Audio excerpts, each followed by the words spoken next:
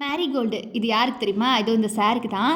Marigold வேணும்னு கத்துன்னு கத்திட்டு இருந்தாரு. அப்படியே ஒரு தோஸ்தெல்லாம் கூட்டு வந்துட்டாரு. அப்புறம் சரின்னு இவருக்கு வச்சுட்டு உள்ள வந்து பார்த்தா, எங்க அம்மா இந்த மாதிரி கொதிக்க கொதிக்க டீ போட்டுட்டு இருந்தாங்க. சன்ரைஸ் ஆட்ல வர ஜோதிகா மாதிரி என்ன அப்படியே இழுத்துருச்சு இந்த வாசம். சரி எனக்கு கொஞ்சம் ஊத்துங்க அப்படின்னு சொல்லிட்டு அங்கேயே நின்னுட்டேன். அப்படியே எங்க அம்மா கிட்ட அப்படியே கப்பை வாங்கிட்டு வெளியில வந்தா, எங்க அப்பா சீக்கிரமா வந்துட்டாரு. ஏதோ இந்த மாதிரி வடை போண்டாலாம் வாங்கிட்டு வந்திருந்தாரு. எனக்கு உருளைக்கிழங்கு போண்டா ரொம்ப பிடிக்கும் அப்படிங்கிறதுனால அதுதான் நிறைய இருந்துச்சாங்க. ஸோ இந்த மாதிரி மெயினாக வாங்கிட்டு வந்திருந்தாரு. சூப்பராக இருந்துச்சு வடை இன்னைக்கு மினி சைஸில்.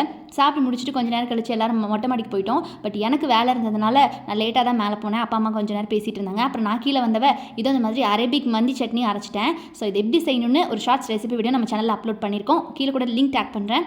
செக் அவுட் பண்ணி பார்த்து ரெசிபி கண்டிப்பாக செஞ்சு பாருங்கள்.